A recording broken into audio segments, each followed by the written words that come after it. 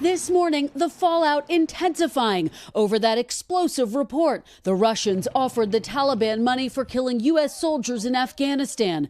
The New York Times reporting overnight that American officials provided a written briefing to President Trump about the alleged plot in February. Citing multiple officials familiar with the matter, the Times says the investigation, quote, has focused in part on an April 2019 car bombing that killed 3 Marines as one such potential attack. The Associated Press reporting the president was briefed on the issue as far back as March of 2019, including by then National Security Advisor John Bolton. But that undercuts the central argument of the White House that the president has not been briefed on the issue, a point echoed by his National Security Advisor in a statement overnight. Robert O'Brien writing in part, because the allegations in recent press articles have not been verified or substantiated by the intelligence community, President Trump had not been briefed on the items. White House Press Secretary Kayleigh McEnany asked earlier in the day about whether the information was included in one of the president's written briefings. He was not personally briefed on the matter. That is all I can share with you today.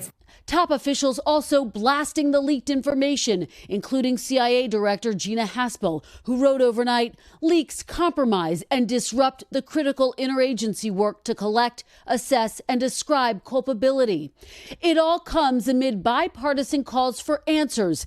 In just hours, House Intelligence Committee Chairman Adam Schiff will be among 9 Democratic lawmakers briefed on the matter at the White House. Is this another situation where the president either was told and just rejects it, or his people are too scared to tell him because it contradicts this narrative of Vladimir Putin being his buddy?